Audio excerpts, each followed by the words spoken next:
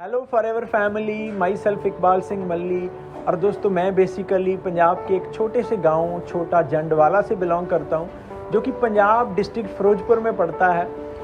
और दोस्तों, मैंने अपने फॉरएवर लिविंग बिज़नेस का आगाज़ जुलाई 2013 में किया था। एंड इस बिज़नेस से पहले मैं एग्रीकल्चर में इन्वॉल्व था। मैं बेसिकली एक एग्रीकल्चर फैमिली से बिलोंग करता हूँ। एंड फॉरएवर लिविंग बिजनेस शुरू करने से पहले मेरी फैमिली में कभी भी किसी ने नेटवर्क मार्केटिंग बिजनेस नहीं किया था। मेरे साथ इस बिजनेस को इंट्रोड्यूस करने वाले पर्सन मेरे चाइल्डहुड फ्रेंड और मेरे गांव के रहने वाले हैं, mister Yadvinder Singh Brar. I am really thankful to Yadvinder sir, जिन्होंने मेरे साथ ये बिज़नेस इंट्रोड्यूस किया। और जैसे उन्होंने मुझे इस बिज़नेस के बारे में बताया, I feel so good. And मुझे लगा कि बिज़नेस तो बने मेरे लिए। जैसे मैंने फॉरएवर लिविंग को जांचा परखा, तो मैंने ये पाया कि ये तो बहुत बड़ा प्लेटफॉर्म है, $1 बिलियन का प्लेटफॉर्म है, जिस प्लेटफॉर्म के ऊपर हम स्मॉल स्केल से अपना बिजनेस शुरू करके जितना चाहें उतना बड़ा बना सकते हैं। इस बिज़नेस की बदौलत मैंने बहुत कुछ अचीव किया अपनी लाइफ में। और मैं एक छोटे से गांव से निकलकर आज चंडीगढ़ में अपनी फैमिली के साथ वेल सेटल्ड हूँ।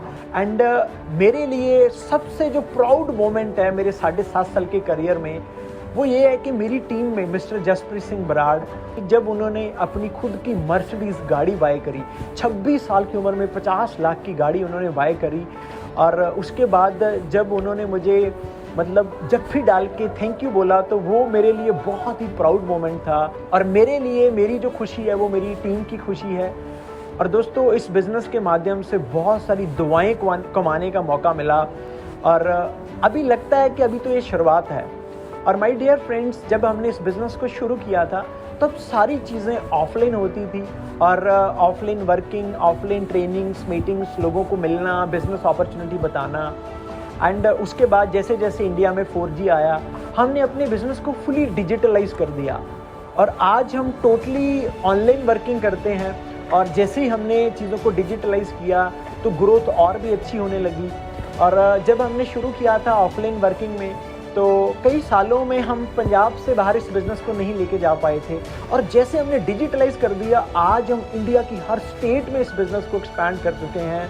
एंड करीब करीब 14 से 15 कंट्रीज़ में भी हमारे साथ लोग कनेक्ट हैं आज इस बिज़नेस में, और बहुत ही अच्छा लग रहा है। आई फील सो प्राउड कि मैं एक छोटे से गांव से निकल कर, I am a +2 drop out guy, मेरे पास कोई हायर एजुकेशन नहीं थी, बस गांव से खेत और खेत से गांव, बस इतनी की दुनिया थी। और इस बिज़नेस के में आने के बाद बहुत कुछ सीखा, और आज मैं बहुत अच्छी इनकम ले रहा हूँ और बहुत अच्छी जीवन शैली जी रहा हूँ। एंड मुझे लगता है कि अगर मैं इस बिज़नेस को कर सकता हूँ तो आप भी कर सकते हैं। तो माय डियर फ्रेंड्स, मैं अपनी इन बातों से आप सबको यही कहना चाहूँगा कि ज़िंदगी में कभी हार नहीं मानना है, कभी गिव अप नहीं करना है। एंड फॉरएवर लिविंग बिजनेस एक ऐसी अपॉर्चुनिटी है जो आपके सारे सपने पूरे कर सकती है। I am Iqbal Malli, I am forever. Well, what an inspiring video this was. I'm sure हम में से जितने लोगों ने इस वीडियो को देखा होगा, वो कितना इंस्पायर हुए होंगे, कितना मोटिवेट हुए होंगे देखकर। एंड इसको कहते हैं turning life from ordinary to extraordinary, from average to exceptional. And I think that's what forever does with everybody. Well, a winner is a dreamer who never gives up. ये एक बहुत ही famous quote है। और ये coat applicable है उनके लिए जिनको आज मैं आपके सामने इंट्रोड्यूस करने वाली हूँ, जिनको अभी आप मिल चुके हैं।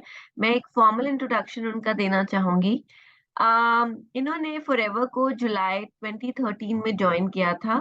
फॉरएवर से पहले ये एग्रीकल्चर में इन्वॉल्व थे। पंजाब के एक विलेज में ये अपनी फैमिली के साथ एग्रीकल्चर के अंदर इन्वॉल्व थे। अम, ये मानते हैं दैट इनकी लाइफ की सबसे बड़ी खुशी इनकी टीम की खुशी है। ये अपने बिजनेस को पहले ऑफलाइन करते थे, बट जैसे जैसे बिजनेस डिजिटलाइज होना शुरू हुआ, इन्होंने भी डिजिटल एज अ माध्यम अडॉप्ट किया अपने बिजनेस को, और अपने बिजनेस को एक्सपोनेंशियली ग्रो किया। इनका बिजनेस आज भारत के बहुत सारे स्टेट्स में बहुत सक्सेसफुली चल रहा है, और बहुत सारी कंट्रीज में भी इनका बिजनेस चल रहा है। ये बहुत स्ट्रांगली बिलीव करते हैं इन never giving up. Well, ladies and gentleman, let me formally welcome हमारे आज के स्पेशल गेस्ट, जो हम सबको एनलाइटन करेंगे, हम सबको नॉलेज देंगे, एम्पावर करेंगे, और बताएंगे कि किस तरीके से हम digital as a medium use कर सकते हैं अपने बिजनेस को बढ़ाने के लिए। Please welcome our sourcing manager, mister Iqbal Singh. Very thank you warm ma'am. Welcome to you. Thank you ma'am. Iqbal thank ji, आपका बहुत बहुत स्वागत है अ, इसके अंदर, आज के हमारे सेशन में। एंड थैंक आई थिंक बहुत सारे लोग जो हैं वो आपको सुनने के लिए वेट कर रहे हैं, इंतजार कर रहे हैं, right? So let's start the session. मैं आपसे आज कुछ सेशन से रिलेटेड सवाल पूछना चाहूंगी, एंड हमारी ऑडियंस जो है वो आपसे इन सवालों का जवाब जानना चाहेगी, ताकि वो भी इस बिजनेस में आगे बढ़ सके। सो बिल्कुल मैम। शुरुआत करते हैं। सबसे पहले तो आप मुझे ये बताइए कि मैंने आपसे सुना है और आपकी वीडियोस में भी देखा है कि ऑनलाइन बिजनेस से पहले आप जो थे वो ऑफलाइन बिजनेस करते थे। तो आपने ऑनलाइन बिजनेस क्यों चूज किया? Why did you choose? Because ये क्वेश्चन मैं पहले भी पूछ चुकी हूँ एक इंटरव्यू में, दैट बहुत लोग कंफर्टेबल होते हैं ऑफलाइन बिजनेस करने में, क्योंकि उनको लगता है कि 1 to 1 वो लोगों से मिल रहे हैं, उनसे बातचीत कर रहे हैं, उसका ज्यादा प्रभाव होता है। तो आपने ऑनलाइन बिजनेस क्यों चूज किया, and how did it help you? बिल्कुल मैम, जब हम ऑफलाइन बिजनेस करते थे, बेसिकली हमारा इस बिजनेस में जो सबसे मेन काम है, मैक्सिमम लोगों को रीच करना, उन्हें अपना बिजनेस प्लान और प्रोडक्ट्स के बारे में बताना। तो जब हम ऑफलाइन काम करते थे, एक तो हमें बहुत ट्रैवलिंग करनी पड़ती थी उसमें, प्लस बहुत ज्यादा टाइम में बहुत कम काम हो पाता था। मतलब अगर उस वक्त जब हम ऑफलाइन प्रोस्पेक्टिंग करते थे, तो हम दिन में मुश्किल से 3-4 लोगों को 1 to 1 मिल पाते थे। तो उसमें ट्रेवल एक्सपेंस भी बहुत जाते थे, प्लस अगर आप बाहर निकलेंगे तो और भी कई तरह के एक्सपेंस जो साथ में एड ऑन हो जाते हैं।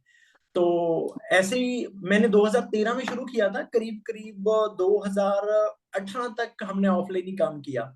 तो जी।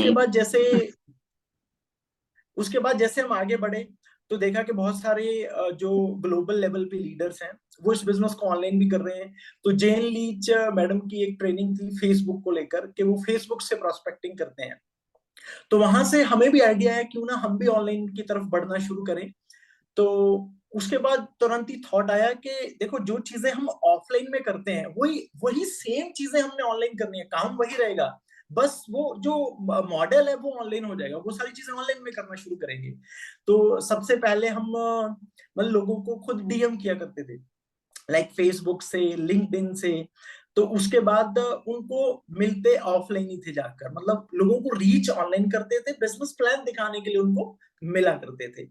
तो फिर एक बार मुझे याद है कि हम कोलकाता गए थे पंजाब से, मतलब कुछ लोग हमें ऑनलाइन मिले थे उनको बिजनेस प्लान दिखाने समझाने। जब हम गए तो हमारा काफी सारा खर्चा हो गया, लाइक फ्लाइट का खर्चा, रहने का खर्चा। तो मेरे साथ मेरे बिजनेस पार्टनर है जसप्रीत। तो मैं पूरा कैलकुलेशन कर रहा था कि हमारा कितना खर्चा हो गया इस टूर पे।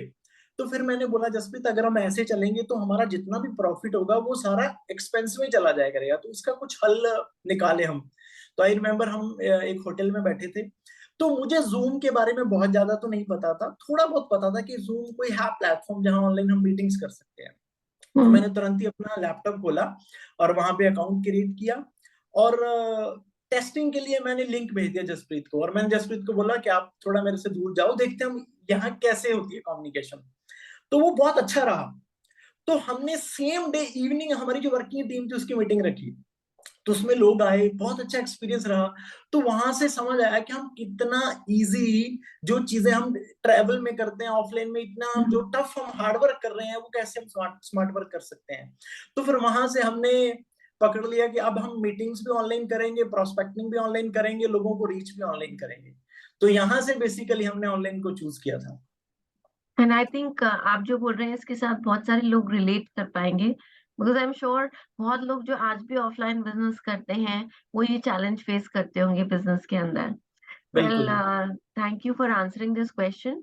एक बार मेरा आपसे नेक्स्ट क्वेश्चन ये है कि जब आप ऑनलाइन मार्केटिंग चूज करते हो as a mode of business अपने बिजनेस को कंडक्ट करने के लिए, क्या 3 स्टेप्स होते हैं जो आपको सबसे पहले लेने चाहिए? जैसे जब आप जब कोई फॉरएवर के साथ एसोसिएट होता है तो हम बताते हैं कि पहला स्टेप ये, दूसरा स्टेप ये, तीसरा स्टेप ये, आपको ये करना है। इसी तरीके से हमारे उन सारे ऑडियंसेस के लिए जो आज डरते हैं और ऑनलाइन एज अ बिजनेस माध्यम इस्तेमाल करना चाहते हैं, आप बता सकते हो कि कौन से 3 स्टेप्स हैं जो वो चूज कर सकते हैं?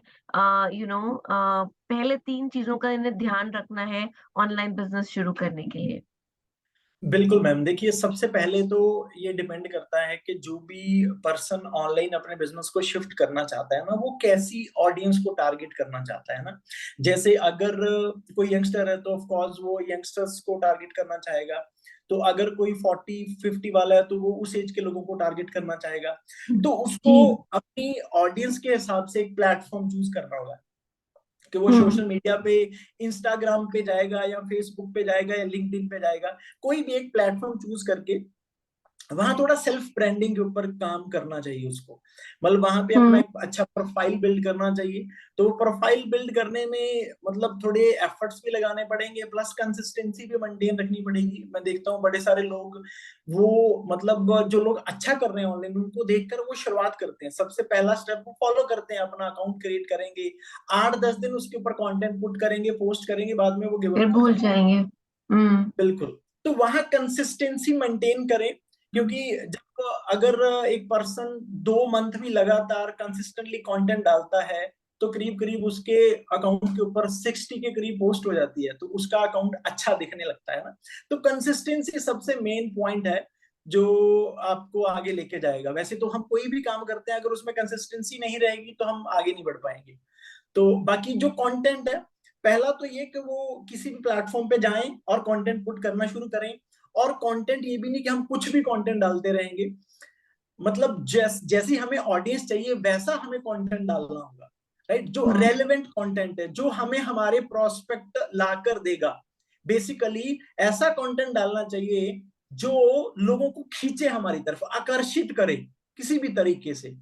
तो उसके बाद दूसरा ये कि जब उन्होंने एक प्लेटफॉर्म चूज किया, उसके ऊपर रेगुलर कंटेंट पुट करना शुरू किया, दूसरा उनको ये ध्यान रखना है कि जब वो ऐसा करना शुरू करेंगे, देखो सोशल मीडिया बहुत बड़ी दुनिया है, वहां हर तरह के लोग होंगे। ऐसे लोग भी होंगे जो बिना रीजन के आपको हेट करेंगे, आपको जानते भी नहीं है। जब आप कंटेंट पुट करेंगे, सोशल मीडिया पे कंसिस्टेंसी मेंटेन करेंगे, तो बहुत सारे आपको नेगेटिव कमेंट्स भी आ सकते हैं, नेगेटिव डीएम भी आ सकते हैं। तो बहुत सारे लोग क्विट कर जाते हैं इन चीजों की वजह, वो फेस नहीं कर पाते इन चीजों को, या फिर वो उन लोगों के ऊपर अपनी एनर्जी वेस्ट करने लगते हैं, उनके साथ डिबेट करने लगते हैं।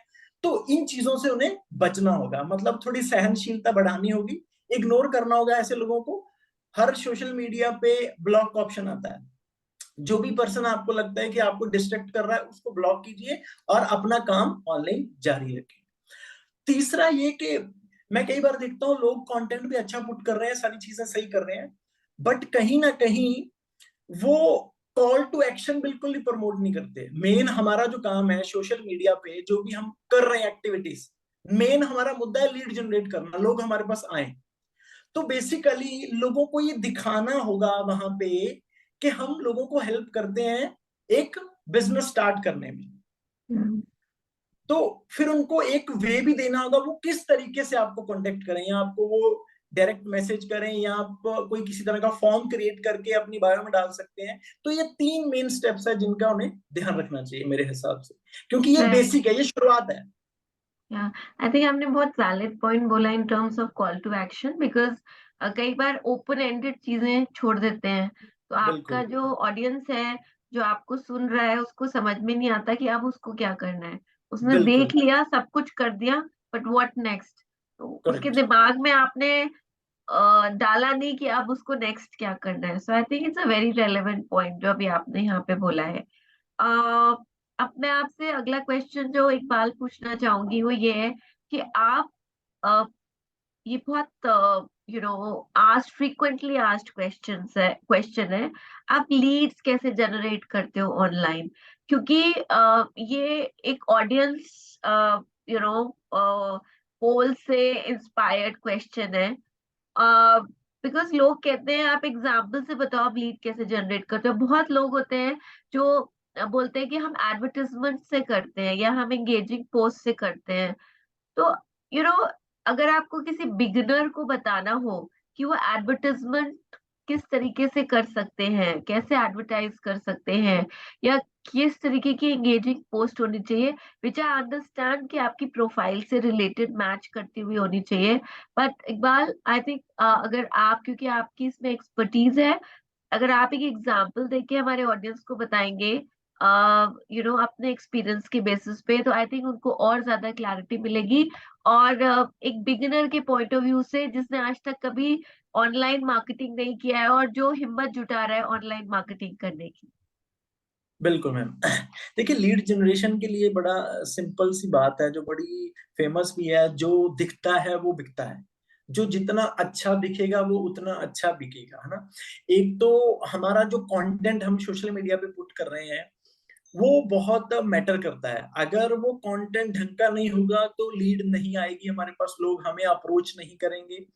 तो दूसरा जो पॉइंट मैं पहले बोल चुका हूं कि कॉल टू एक्शन, बहुत सारे लोग कॉल टू एक्शन प्रमोट करेंगे, 1-2 बार करेंगे। आपको call to action daily promote करना चाहिए, डेली, एवरी सिंगल डे, क्योंकि हर रोज नई ऑडियंस आके आपकी स्टोरी देख रही है, हर रोज नई ऑडियंस आके आपकी पोस्ट देख रही है। प्लस अगर आप इंस्टाग्राम या फेसबुक के ऊपर हैं तो उसमें हमारे टाइम में जो चीजें वो नहीं होती जब हमने शुरू किया था, बट आज है रील। रील सबसे एक अच्छा तरीका है अपने जो मतलब कंटेंट को बहुत ज्यादा ऑडियंस तक लेके जाने का, क्योंकि पोस्ट की एक लिमिटेड से एंगेजमेंट होती है, रील की बहुत ज्यादा एंगेजमेंट होती है। तो कोशिश करें कि हर रोज 1 से 2 रील पोस्ट करें, उसमें कुछ रील्स में वैल्यू हो, और आप डेली एक रील कॉल टू एक्शन की भी डाल सकते हैं। तो जो रील है उसकी रीच ज्यादा है। तो उसमें आपको रील में बेसिकली, जैसे एक बड़ा सिंपल सा मैं एग्जांपल देके समझाता हूँ कि जो भी बंदा सोशल मीडिया पे है वो अपना रोज बहुत सारा जो टाइम है वो कहीं ना कहीं स्क्रॉलिंग में और इधर उधर का फालतू कंटेंट देखने में लगाता है, वेस्ट करता है कहीं ना कहीं। मतलब अपना फ्री टाइम लोग आके सोशल मीडिया पे टाइम पास करते हैं। तो अगर बड़ी सिंपल सी वर्डिंग से हम इन चीजों को प्रमोट करें कि जो आप अपना फ्री टाइम सोशल मीडिया पे वेस्ट करते हो, आप उसी टाइम को यूज करके एक एक्स्ट्रा अर्निंग कर सकते हैं, जो कि मैं कर रहा हूं। अगर आप करना चाहते हैं तो मुझे डीएम करें। बड़ा सिंपल सा मैं एक आपको एग्जांपल दे रहा हूँ। तो ऐसे बहुत सारे तरीके हो सकते हैं, बहुत सारा ऐसा कंटेंट बनाया जा सकता है जिसको हम डेली पोस्ट करते हैं। तो उससे लोग हमें अप्रोच जरूर करते हैं। बहुत सारे लोग आपको पता है इंडिया में जो आज बेरोजगार हैं, बहुत सारे ऐसे लोग हैं कि उनके पास अच्छी जॉब्स नहीं, अच्छी सैलरीज नहीं है, मतलब लोग अपॉर्चुनिटीज ढूंढ रहे हैं। जी, बिल्कुल बिल्कुल। बिल्कुल। आई think that's a good example जो आपने दिया एडवर्टाइजमेंट का।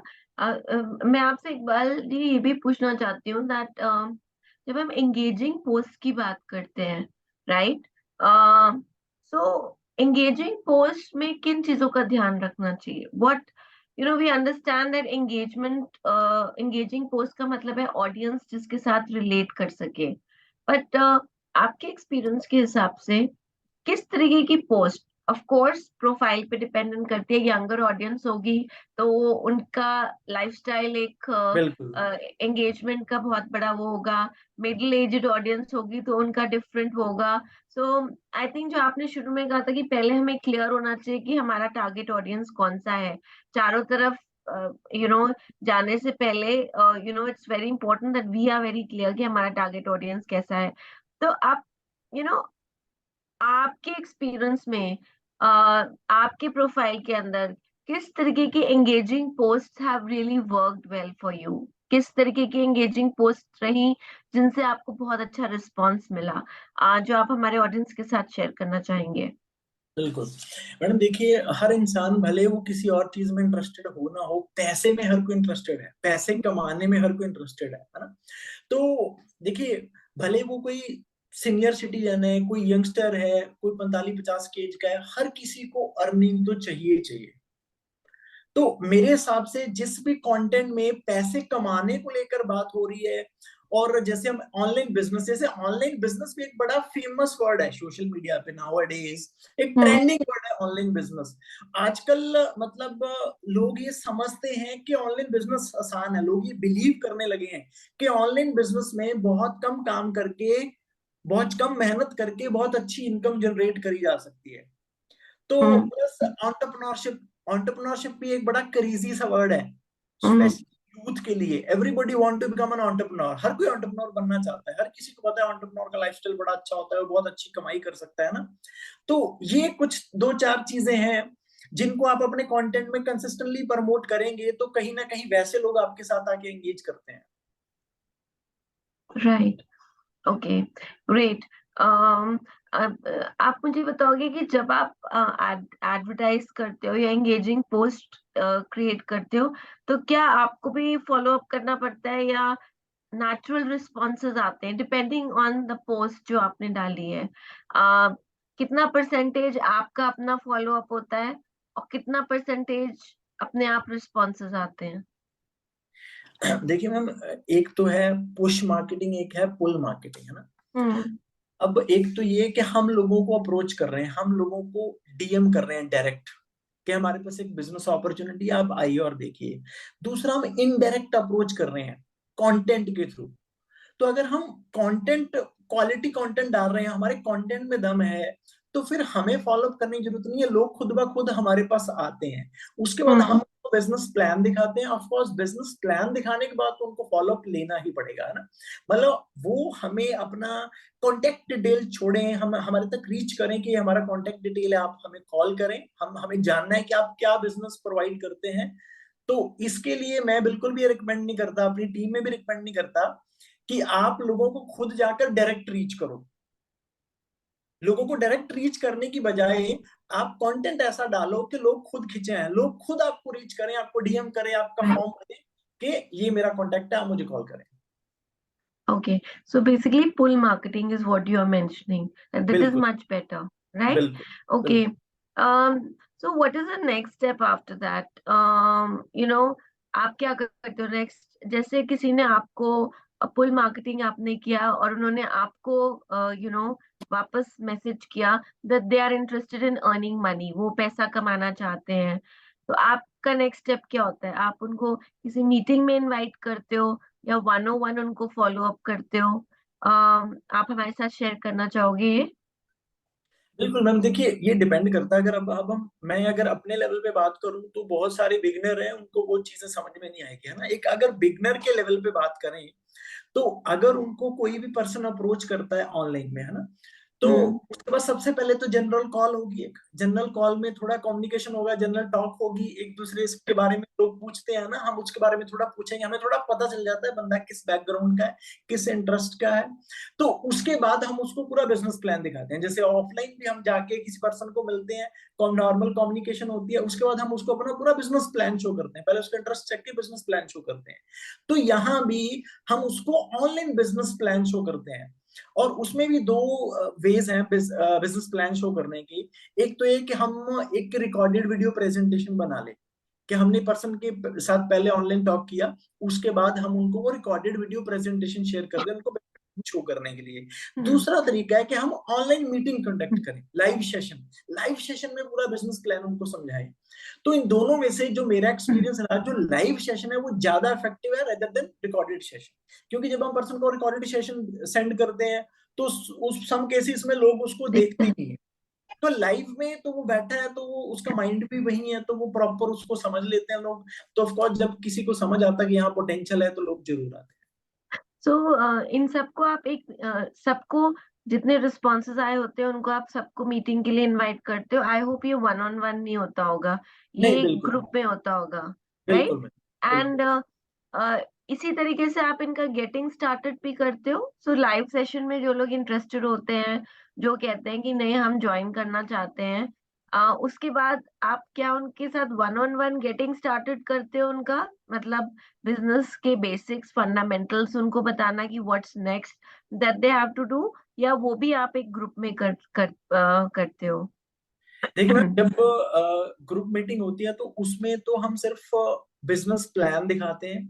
जी। उसके बाद जो फॉलोअप है वो तो वन टू वन ही इफेक्टिव है। अगर हम सारी चीजें ग्रुप में करेंगे तो वो कहीं ना कहीं, ना तो वो लोगों को ट्रस्ट लेवल होगा और ना ही वो क्लैरिटी मिल पाती है। फिर ग्रुप मीटिंग में हम क्वेश्चनिंग आंसरिंग नहीं कर सकते। तो वो जी। तो वन टू वन फॉलोअप लेके वीडियो कॉल पे कनेक्ट करके प्रॉपर, अगर बंदे की कोई डाउट है वो अपने क्वेश्चन रेज करता है, उसको प्रॉपर अगर आंसर मिलते हैं तो तभी वो इन होगा। तो one two right, right, active है बिजनेस प्लान दिखाने के बाद। Right. Good, great. I think हमारे ऑडियंसेस को बहुत क्लैरिटी मिल रही होगी इन टर्म्स ऑफ स्टेप्स, जो आप बहुत क्लियरली एक्सप्लेन कर रहे हो that these are the steps that one needs to follow. Iqbal ji, एक और क्वेश्चन है जिससे लोग थोड़ा डरते हैं, और कई बार बैक ऑफ कर जाते हैं। हालांकि आपने बोला कि जो लोग इंटरेस्टेड नहीं है, जो नेगेटिव कमेंट्स करते हैं, just block them of, but आपसे मैं जानना चाहती हूँ, ताकि हमारी ऑडियंस भी थोड़ा मेंटली प्रिपेयर्ड रहे। नॉर्मली जब हम ऑनलाइन बिजनेस को प्रमोट करते हैं तो किस तरीके के ऑब्जेक्शंस फेस करते हैं? आप कुछ एग्जांपल्स देख के बता सकते हैं, बिकॉज आई एम श्योर कुछ लोग उन एग्जांपल्स के साथ रिलेट कर पाएंगे, कुछ लोग जिन्होंने नहीं सुने उन्हें पता भी लग जाएगा कि ये सारी चीजें हैं जो आप सुनते हैं, but then you have to stay focused. आपका आपको अपना ऑब्जेक्टिव, अपना गोल बिल्कुल क्लियर होना चाहिए सो दैट आप स्टेप बाय स्टेप उस पर मूव कर सके। तो एक बार आप हमें कुछ एग्जांपल्स देके बता सकते हैं? बिल्कुल मैम। देखिए ऑब्जेक्शन ज्यादातर, देखो जो हमारी ऑडियंस है वो है यंगस्टर्स। तो जी। यंगस्टर्स सारे डिपेंडेंट होते हैं अपने पेरेंट्स के ऊपर, वो इंडिपेंडेंट नहीं है। तो उनको एक तो फंड्स इशू होते हैं प्रोडक्ट्स बाय करने के लिए, बिजनेस स्टार्ट करने के लिए। प्लस उनको फैमिली से परमिशन नहीं मिलती बिजनेस करने की, क्योंकि पेरेंट्स का होता है कि बच्चे पढ़ाई लिखाई पे ध्यान दें और आगे उनको कोई अच्छी जॉब मिल जाए, है ना। तो आपको वैसे भी ये सबको पता है कि हमारे इंडिया में लोग बिजनेस माइंडेड कम है, तो लोग जॉब की तरफ ज्यादा जाते हैं। तो इस केस में मेरे हिसाब से जब ये ऑब्जेक्शंस आते हैं कि मेरी मम्मी नहीं मान रही, पापा नहीं मान रही, मेरे पास फंड्स नहीं है स्टार्टअप करने के लिए, या मेरे एग्जाम्स हैं, है ना, ऐसी चीजें जो बहाने होते हैं लोगों के, तो बेसिकली उस वक्त उनको प्रॉपर क्लैरिटी नहीं होती, उनको श्योरिटी नहीं होती कि हम यहाँ आगे बढ़ पाएंगे या नहीं बढ़ पाएंगे। ये सिर्फ उनके एक्सक्यूजेस होते हैं।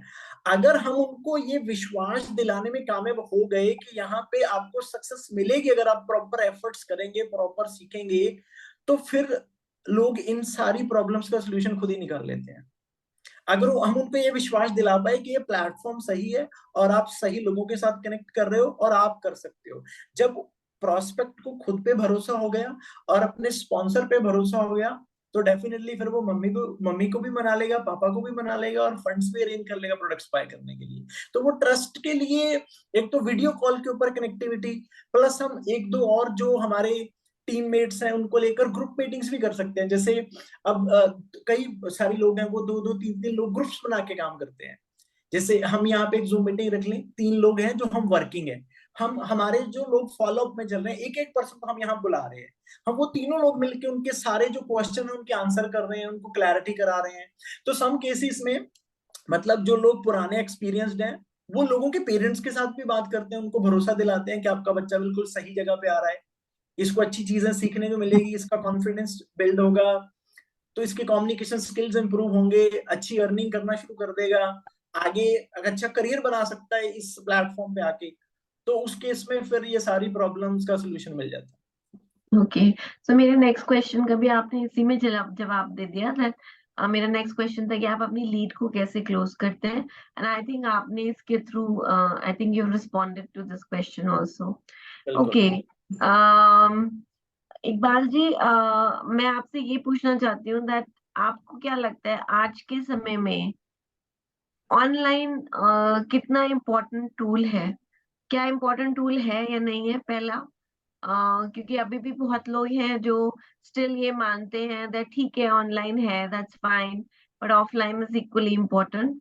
ऑनलाइन इम्पोर्टेंट टूल है तो किस तरीके से है, जैसे मैंने आपकी एक वीडियो में सुना था, आपने बताया था दैट और अभी आपने शुरू में भी बताया दैट जब आप ऑफलाइन बिजनेस करते थे तो ऑपरेशनल एक्सपेंसेस बहुत ज्यादा थे बिजनेस में एंड बिल्कुल। रीच लिमिटेड था, बट ऑनलाइन करने से आपको अपने बिजनेस में क्या बेनिफिट लगा, what are the advantages of online versus offline?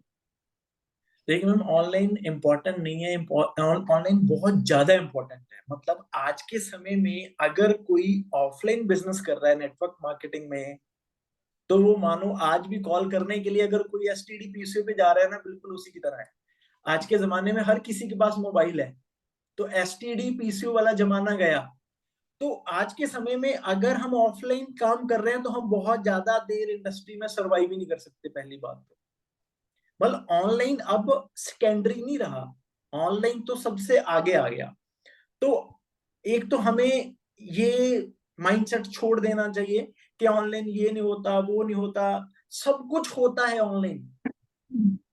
और दूसरी चीज जो कि मेरे को इसका जो एडवांटेज मिला, जब हम ऑफलाइन काम करते थे, मैंने 4 लाख किलोमीटर ट्रेवल किया इस बिजनेस में ऑफलाइन में, जिसमें आई थिंक मेरी 3 गाड़ियां किसी करीब करीब, कितने लीटर डीजल पेट्रोल फूका होगा ना, और कितना रिस्क भी उठाया रोड्स के ऊपर। तो इतना सब करने के बाद भी हम पंजाब से बाहर अपने बिजनेस को नहीं लेके जा पाए ऑफलाइन में। जैसे ही हम ऑनलाइन आए, आज इंडिया की हर स्टेट में हमारा बिजनेस है, इवन कई सारी कंट्रीज में भी हमारे साथ लोग कनेक्टेड हैं। तो ये सबसे मुझे बड़ा एडवांटेज लगा ऑनलाइन का, कि हमारी रीच बढ़ जाती है। और मेरा ये मानना है कि ऑफलाइन में जितना काम हम 1 साल में करते हैं, यहाँ पे उतना काम हम 2-3 महीने में कर सकते हैं। मतलब ये बहुत ही फास्ट मूविंग प्रोसेस है। राइट, और राइट, और आप जैसे आप बोल रहे हो आपने भी एक इनॉर्मस बिजनेस ग्रोथ देखी होगी जब आप ऑफलाइन से ऑनलाइन पे आए होगे, जैसे कि बिल्कुल। अभी आपने मेंशन किया, राइट। तो मैं एंड में आपसे ये पूछना चाहूंगी कि आप हमारे एफबीओस को आपने एक्सप्लेन किया है बट आप हमारे एफबीओस को क्या मैसेज देना चाहेंगे towards the end of the session, that why should they choose online and how once again it will help in their business growth. क्यों उन्हें अभी भी ऑनलाइन पे अगर डाउट है तो चूज करना चाहिए, और किस तरीके से, जिस तरीके से आपने और आपकी टीम ने बिजनेस को ग्रो करते देखा, वो भी इसका फायदा उठा सकते हैं। बिल्कुल मैम देखिए, मेरा मानना है कि जो भी आपका बिलीव है ना, आपके लिए वैसी ही दुनिया होती है। जी। एक तो मैं सबको हाईली रिकमेंड करता हूँ कि जो अपना बिलीफ सिस्टम है ना ऑनलाइन बिजनेस को लेकर, वो चेंज कीजिए। मतलब आज भी कई सारे लीडर्स हैं, वो मानते हैं कि भी ऑनलाइन नहीं हो सकता, इवन उनके सामने सारी चीजें हो रही हैं, लोगों को ग्रोथ मिल रही है, तो मतलब वो खुद को अपनी कहानियां सुना के फिर वो अपने उसी पुराने प्रोसेस में लगे हुए हैं।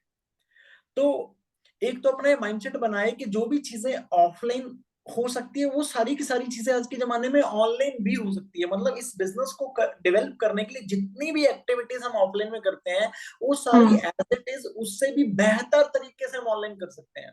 लोगों तक रीच करना, उनका बिजनेस प्लान दिखाना, आगे वो बिजनेस में आ गए उनको ट्रेनिंग्स देना, ये सारी की सारी चीजें ऑनलाइन हो सकती है। बस हम्म। अगर आप अपनी जो अपना जो ऑरा है, अपना जो दायरा है, उसको बड़ा करना चाहते हैं, वो ऑफलाइन में पूरी जिंदगी लगे रहने से भी नहीं हो सकता। ऑनलाइन में हम 1-1.5 साल में ही पूरे इंडिया में इस बिजनेस को लेके जा सकते हैं। जब मैंने ऑनलाइन में शुरू किया था 2018 में, हमने मतलब ऑनलाइन स्टार्ट किया था। 2018 हमें सीखते सीखते मतलब निकल गया, काफी सारी चीजें हमें समझ में आई। 2018 में हम कुछ चीजें ऑनलाइन करते थे, कुछ ऑफलाइन करते थे। उसके बाद 2019 आ गया, 2019 में हमने काफी हद तक चीजों को ऑनलाइन करना शुरू कर दिया। 2020 जैसे आया, साथ में कोविड भी आ गया। जब कोविड आया तो उस वक्त हमारी जो टीम है वो ऑलमोस्ट ऑनलाइन शिफ्ट हो चुकी थी, सबने ऑनलाइन काम करना शुरू कर दिया था। बट फिर भी कहीं ना कहीं लोगों के दिमाग में डर आ गया कि अब वो मार्केट में बड़ी नेगेटिविटी फैल चुकी है, मतलब लोग अपनी जिंदगी के लिए लड़ रहे हैं, तो बिजनेस कौन करेगा, कैसी चलेंगी चीजें। तो मुझे आज भी वो सेशन याद है, मैंने जूम पे सेशन रखा, पूरी टीम का सबको बुलाया बुलाया और उनका एक माइंडसेट बनाया कि कोविड तुम सबके लिए गोल्डन अपॉर्चुनिटी है। मतलब अब पूरी दुनिया शटडाउन है, लोग घर पे बैठे हैं, लोग वरीड हैं अपने अपनी इनकम को लेकर, अपने बिजनेस को लेकर, अपनी जॉब्स को लेकर। अब हम लोगों को ऑनलाइन बिजनेस अपॉर्चुनिटी प्रोवाइड करेंगे ताकि वो घर बैठे अर्निंग कर सकें। तो उसके बाद कोविड में बहुत एक्सपोनेंशियल ग्रोथ मिली थी मुझे। मतलब मैंने अपने पूरे करियर में अगर सबसे ज्यादा अर्निंग एनुअली करी है तो वो कोविड वाले ईयर में करी है। तो सो यहाँ से सबको अंदाजा लगा लेना चाहिए कि ऑनलाइन क्यों जाना चाहिए। Right. Thank you so much Iqbal. आज आप यहाँ पे आए और आपने अपने सीक्रेट्स टू ऑनलाइन सक्सेस हमारे ऑडियंस के साथ शेयर किए, and that's what true leadership is all about, जहाँ पे आप थैंक यू। लोगों को एम्पावर करते हैं और उनको बताते हैं। एंड आई थिंक एक कहावत है, it's not going to be easy but it's going to be worth it. ये आई थिंक बहुत एप्लीकेबल है towards choosing online business as a tool for success and as a tool बिल्कुल। for business growth, right?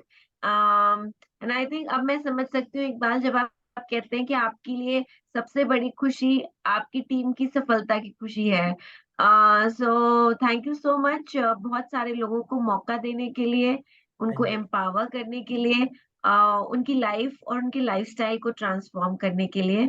And thank you for sharing with us एक बहुत अच्छा माध्यम अपने business को ग्रो करने का, अपना रीच बढ़ाने का, और बहुत सारे लोगों की लाइफ को ट्रांसफॉर्म करने का। Thank you so much, and I hope हमारे थैंक यू। ऑडियंसेस ने उनके जितने भी मन में फियर्स होंगे उनको आज पीछे छोड़ दिया होगा, और आज एटलीस्ट एक प्रण किया होगा कि वो online as a tool for business growth अपनाएंगे, अपने बिजनेस को आगे बढ़ाने के लिए और बहुत सारे लोगों को ट्रांसफॉर्म करने के लिए। Thank you Iqbal, and thank you everybody for being a part of this session. Thank you so much. Thank you ji. Thank you.